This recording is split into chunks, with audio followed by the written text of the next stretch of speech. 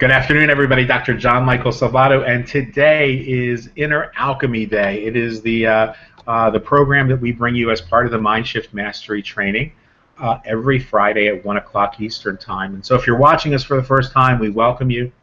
The concept behind this Mind Shift Mastery program is every single day we make one simple mindset shift that can impact every aspect of our lives. And each day there's a different focus from the 6 dimensions of wellness, whether it's a physical wellness or emotional wellness, spiritual wellness, financial wellness, community wellness.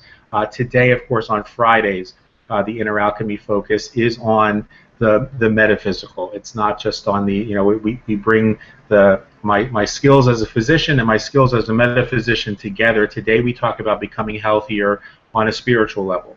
And the idea behind this program is that it is non-sectarian, it is post-denominational, that we aren't about drawing lines in the sands. This is not about any one person's spiritual path or tradition or belief system. And so we do make every effort, whenever possible, to use non-gender specific terms and non-religious specific terms.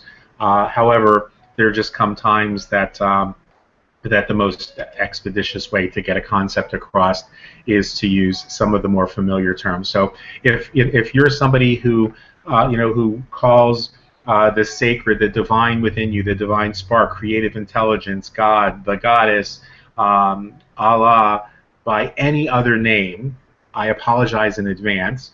If in order to make this clear, we use some more generic terms that help us to understand that higher power, that higher consciousness that operates within us. So welcome you guys that are coming in. When you come in, make sure that your line is muted. I do not know if we will be joined today by Reverend Robert Brzezinski, my usual co-host on Fridays. But today's topic is a topic that I really enjoy sharing with people from all traditions and all walks of life, and that is, what is spiritual mind treatment? So many people say, John Michael, when you spend time as a pastoral counselor and you're helping people, how is it that you teach them to begin the process of what some would call prayer, some would call affirmative prayer or scientific prayer, spiritual mind treatment? What is that process you use for connecting with the beloved? And so the response to, for me is that because of how I'm wired and because of my spiritual tradition, this concept of spiritual mind treatment and the New Thought movement, or affirmative prayer, as you might call it, is something that just made sense. It's a place from which we approach our prayer, our connection, our oneness, from the realization that within the universe there's only one infinite universal presence that permeates everything. That's the source of all supply. And therefore this presence that permeates all things is all things. Being everywhere has the ability to move in us, through us, and all around us. And so at the end of the day, the true part of ourselves, the only part of ourselves that is lasting, is that divine presence, is that connection. The ancient script says that God is love. Now, when Rabbi Jesus taught that, he didn't say, one of God's qualities is love. He didn't say God loves. He didn't say God is loving. He said God is love. He defined what this concept of God actually is. That's why Rabbi Jesus would refer to God not as the judgmental, temperamental, power-hungry queen that so many of the old religions approached him. He wasn't the jealous, vengeful, pissy, let me throw down a flood because you guys pissed me off. He referred to him as Abba, beloved Father. And that was because he understood that what God is love. So anytime you or I have experienced love at the deepest level, that real love, not infatuation, but when you find that soulmate, that love that you share, that's the divine. That's what we call God or spirit or whatever word works for you. But that love is the presence of the beloved in your life. And so when you and another person connect, you're connecting on that deep spiritual level. That's why that connection is forever. That's why the vows that you make are eternal vows, because you're making a vow to connect with the highest and greatest good in your life.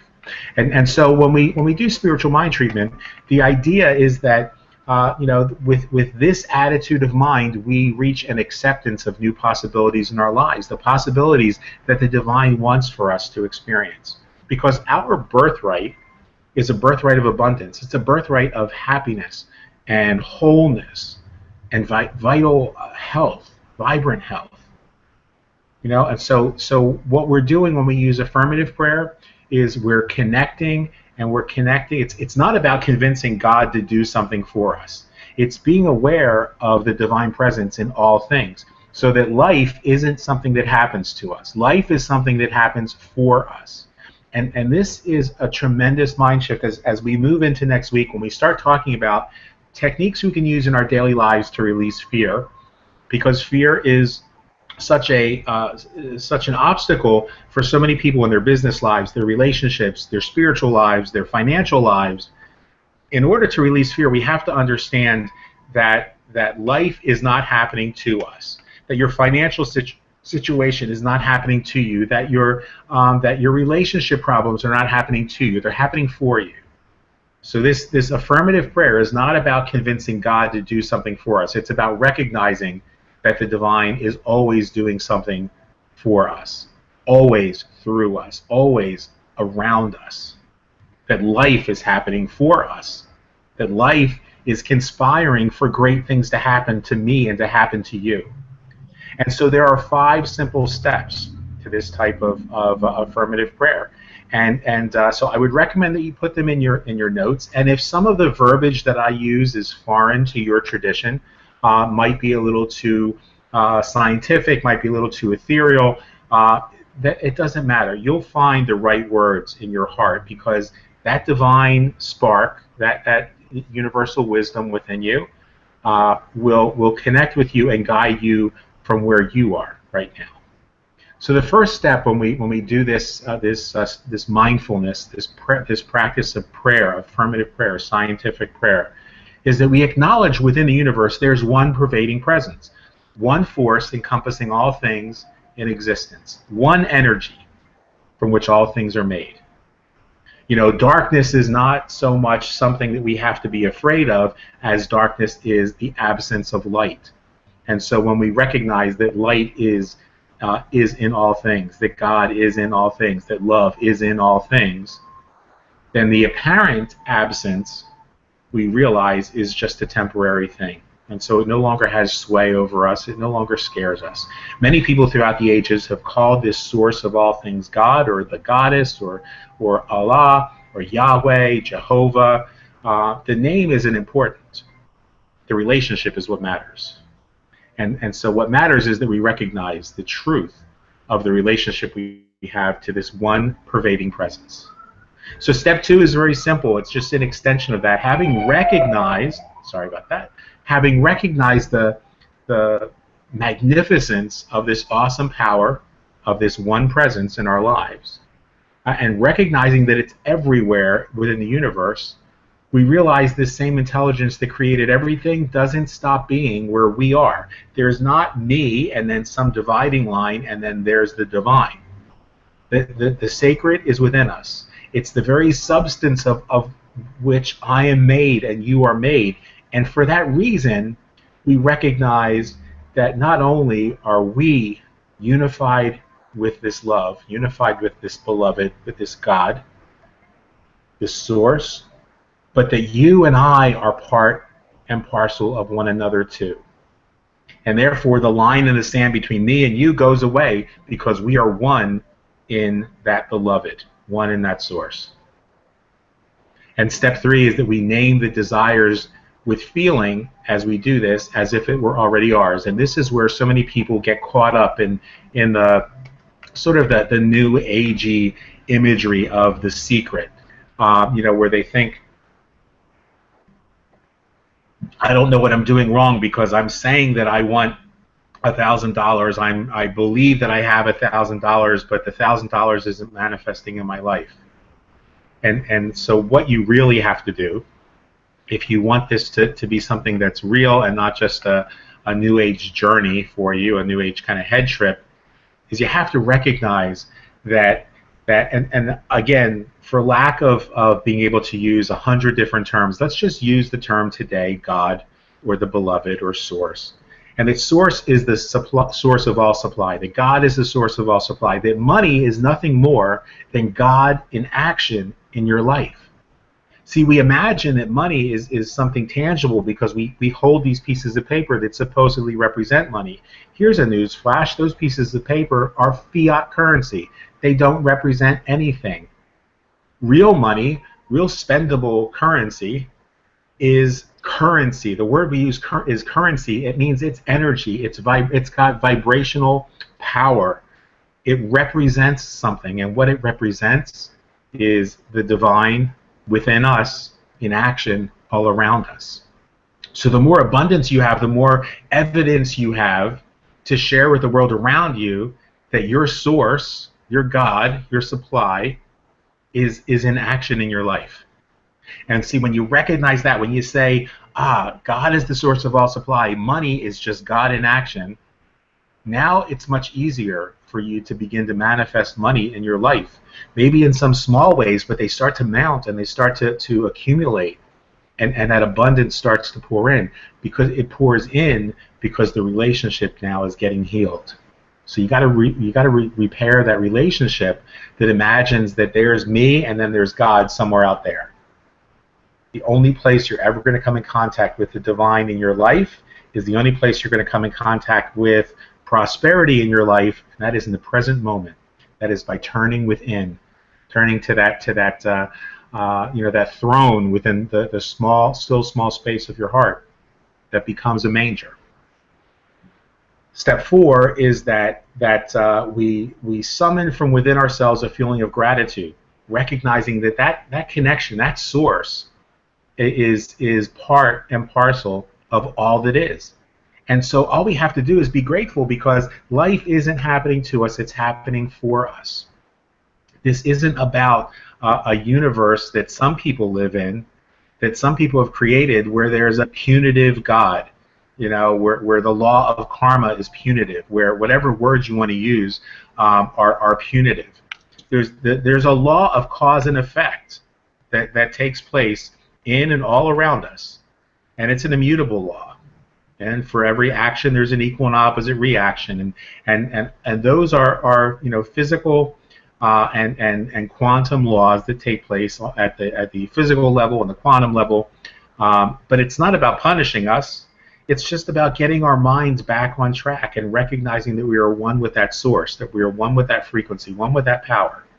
And that's why this form of prayer is so healing.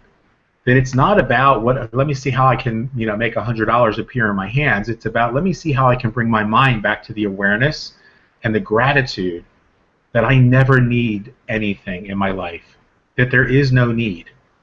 In the Christian tradition, they say that the God shall supply all my needs according to His riches and glory. In the metaphysical traditions, we say that source is the source of all supply. That creative intelligence is the source of all supply, and that money is the divine in action. And the 5th step then, after we've summoned this sense of gratitude, we know that there are universal laws that are just unfolding all around us, that life is happening for us. And so whatever we believe at the prefrontal cortex of our brain, which doesn't recognize the difference between what is real and what is visualization, we begin to manifest in our lives. We begin to manifest it in the form of opportunity.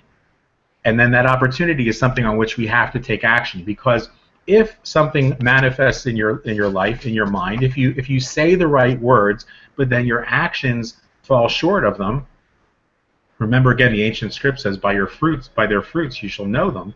If you're saying one thing but you're doing something else, it means you don't believe what you're saying. And so we then bring that gratitude to the moment and say, I'm going to begin to live my life from a place of knowing that this is so.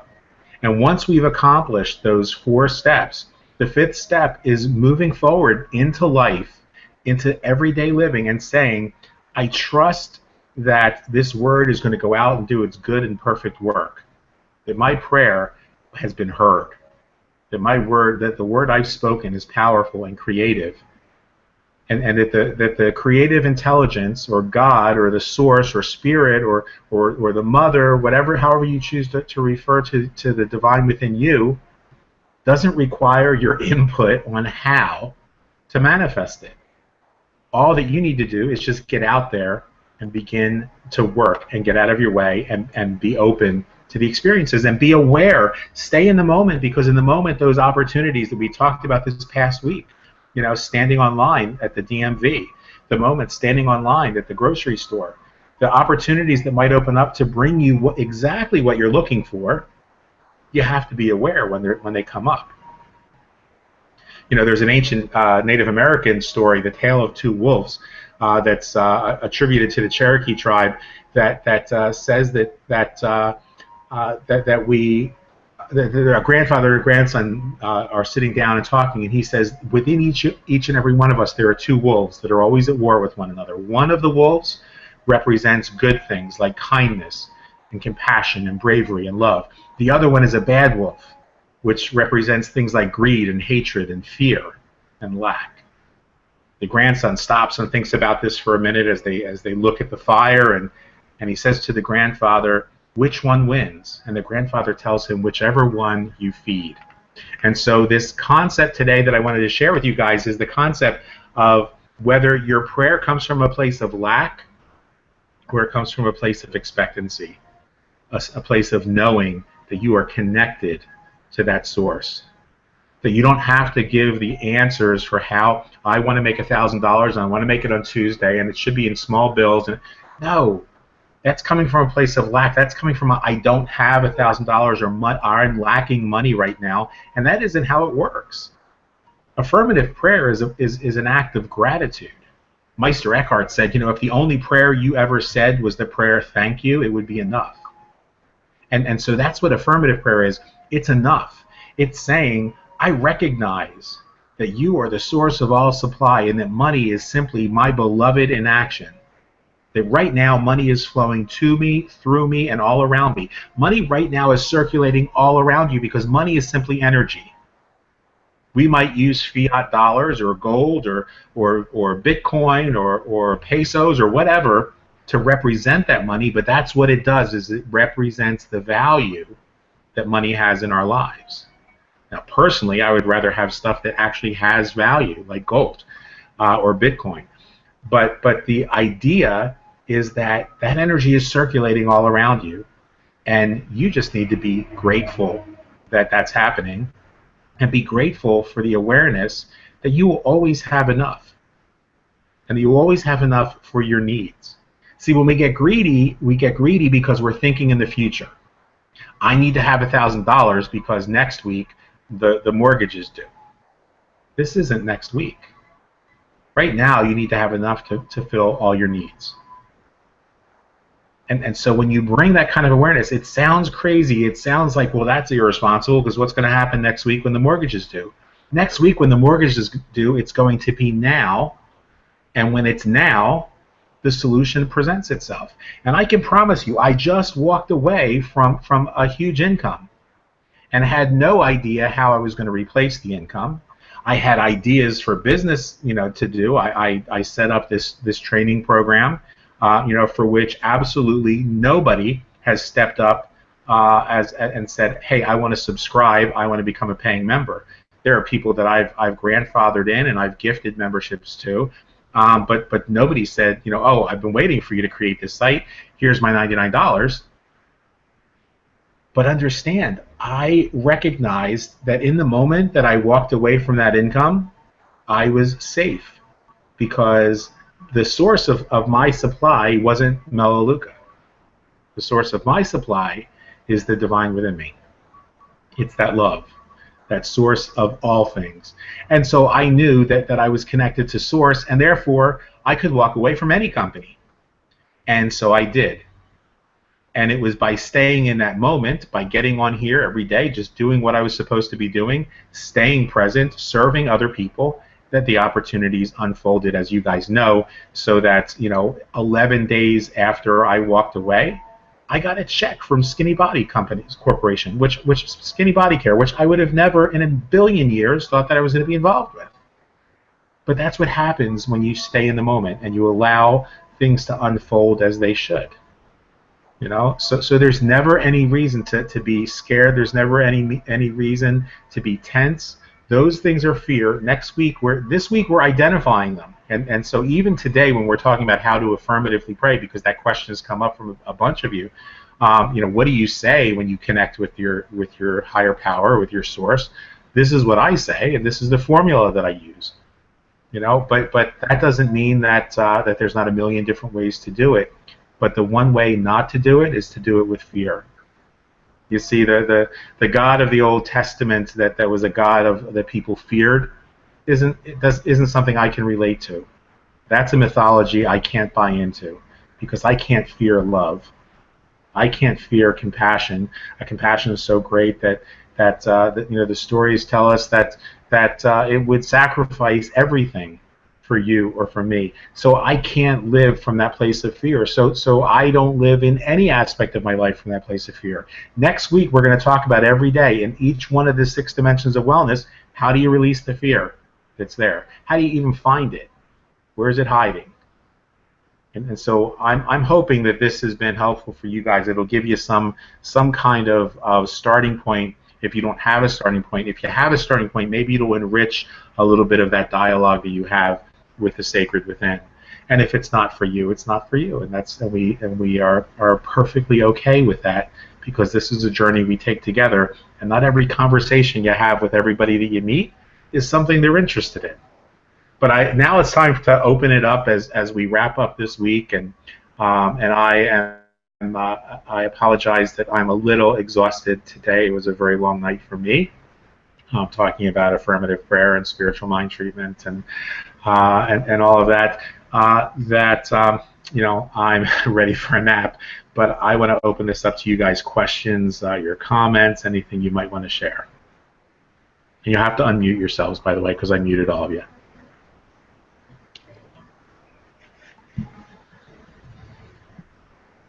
I think I'm unmuted. You're unmuted. So for one thing is I'd like you to go over or just state step 2 again. Okay. I took notes. I missed the notes in that one. All right. So step 1, we acknowledge there's one pervading Yeah. presence.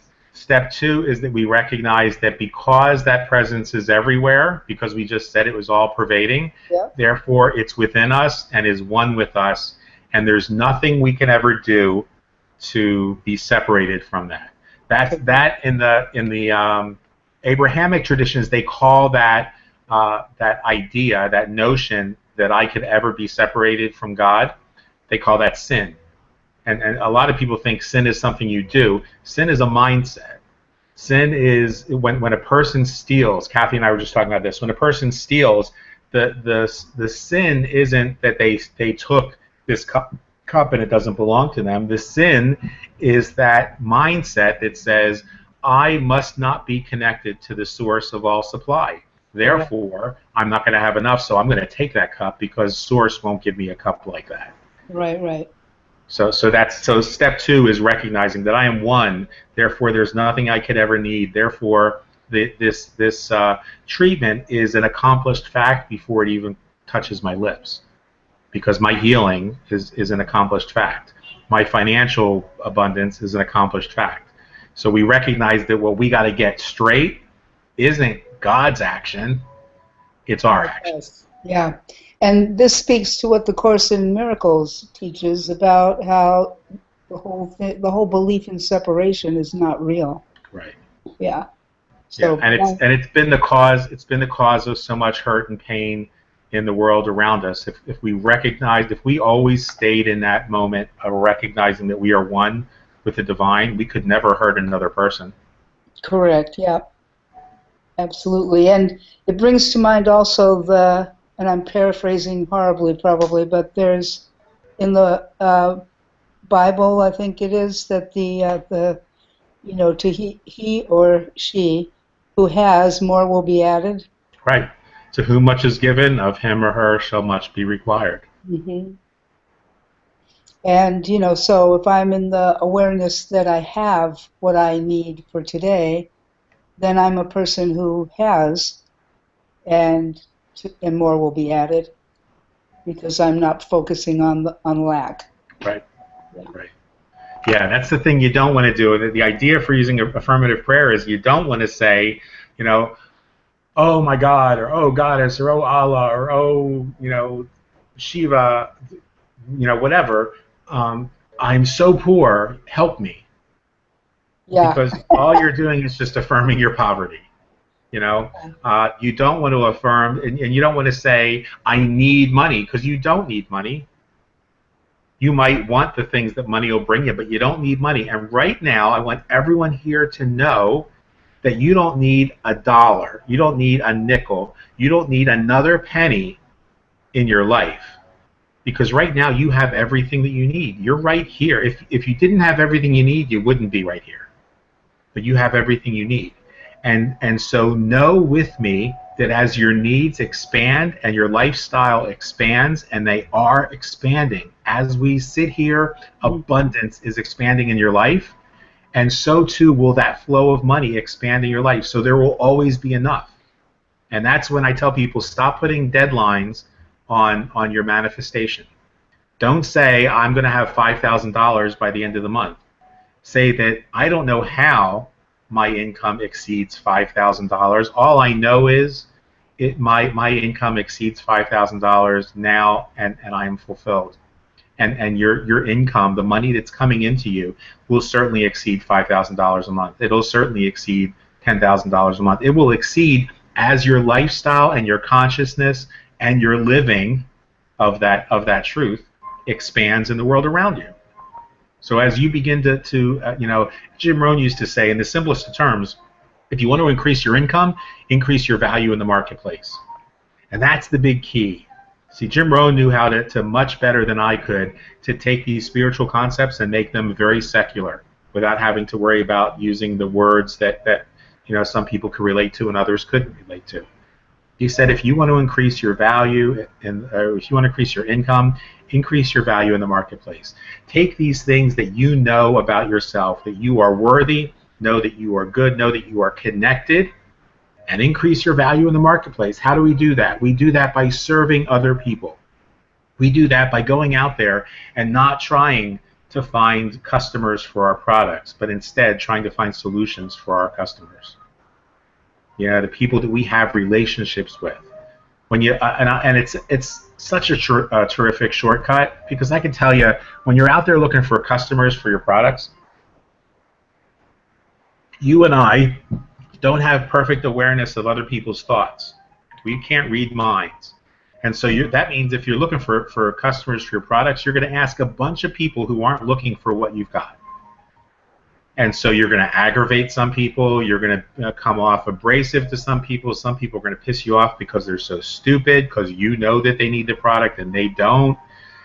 But when you take the shortcut and just say, I'm here to solve problems, and you just genuinely cultivate relationships, you genuinely listen to other people. Sometimes the reason that person isn't ready for your product right now is because they have more pressing problems that you haven't taken the time to find out about. I like to put it in terms of something that we can all relate to, since that this business I'm now in is a weight loss business. I know a lot of people who are fat. And I don't like to sugarcoat it. They're not fluffy. They're not big boned. They're fat. The stuff that's making them round and cottage cheesy looking is called fat. And so we call it what it is. And the reason that they may not be ready to get rid of the fat is because the things that are causing them, fat comes from messing up your metabolism, shoveling garbage in your mouth, and eating out of control. And that's a simple fact. Do some people have metabolic syndrome? Yes, they do. But those things manifested in their lives because of lifestyle choices. But that doesn't mean every fat person is ready to start losing weight today, because for many people, fat is an isolation. It's a protection, a wall, a barrier between you and me, because we've been hurt. And this comes from somebody who's been there. And so if you go in the marketplace and you just go up to, and I did this in the 80s, you go up to every person who's fat and say, there's no reason for you to be fat. You know, if you don't buy these products, then you just want to stay fat. And I was almost disgusted by those people, because I was a gym rat. You know, I was in the gym 4 or 5 days a week, maybe 2 or 3 hours a day. So there wasn't an ounce of fat on my body. But in 2008, when I had a catastrophic accident that shattered my arm, and you know, I ended up after being raped and beaten in the 80s, ended up with all these adhesions that would cause hernias later in my life. As I got older, you know, that having that gym body became harder, and I suddenly started to realize that as those pains and as those issues started to arise, that there were times I was eating to not have to deal with what was going on outside of me. There is times I was eating because I was hurting. When my partner, you know, died in 2005, and I watched him, you know, fight cancer and win, and saw him die because of homophobia in a hospital because a nurse wouldn't take care of a bed sore. I spent 6 months after that eating, you know, pretzels and tasty cakes like they were the two only food groups. So I suddenly realized, oh my goodness, this is why people get fat.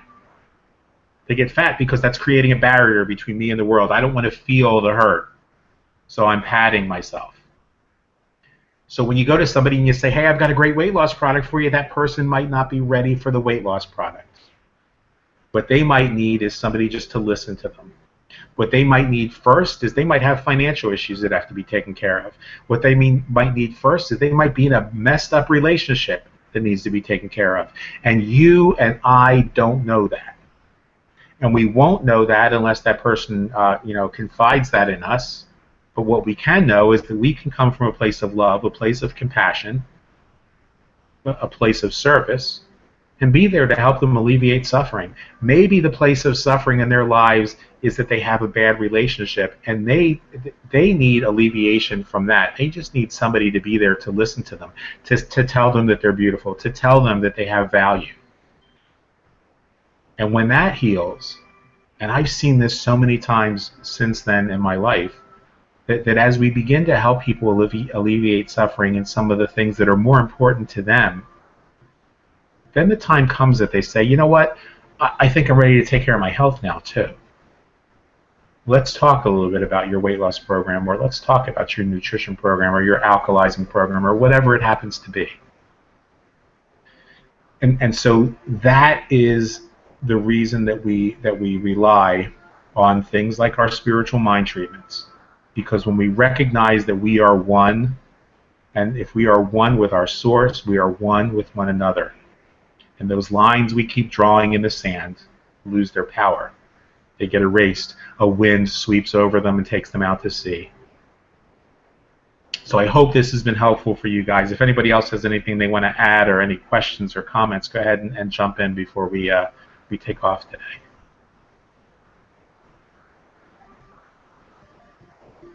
I think I put everybody to sleep. Well, guys, I thank you. Not at all. Good.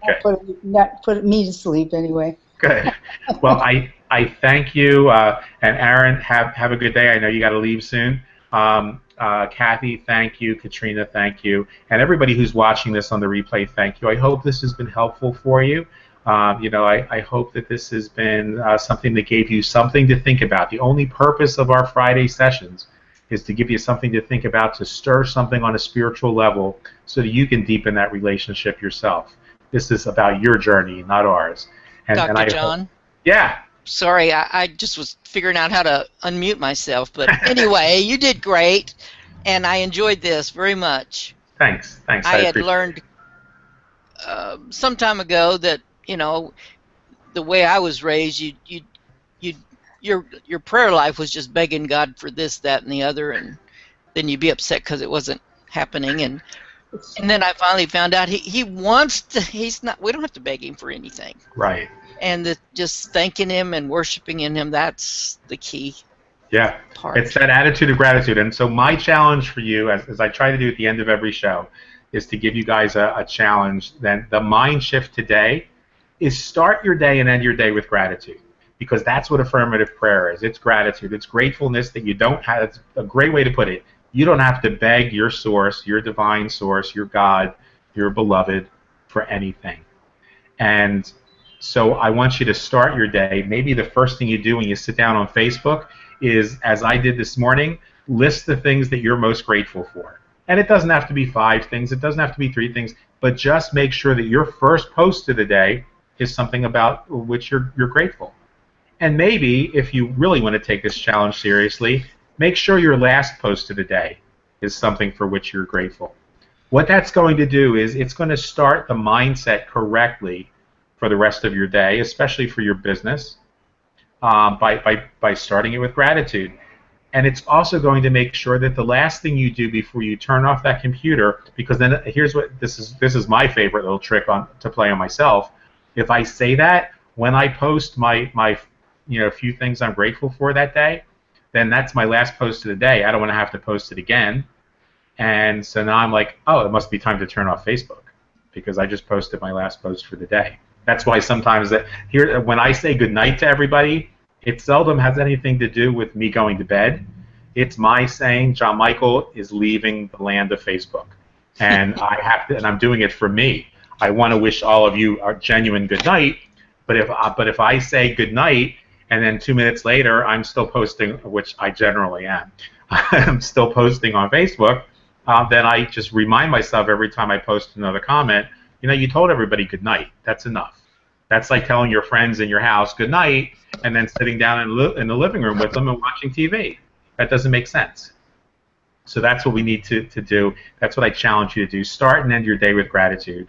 Stay in the moment. That's where you connect with the divine within. That's where you connect with your beloved.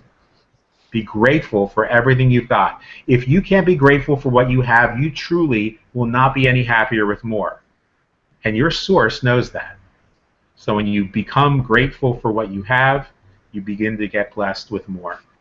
And always remember, the best is yet to come. You guys have a fantastic weekend. We are taking off and heading to the mountains. So I will be back here on Monday. If there's an emergency, dial 911. And if you need me in a hurry, send me a message on Facebook Messenger. I will try to get back to you as soon as I have cell signal and as soon as I'm somewhere where I can safely text back. Take care, everybody.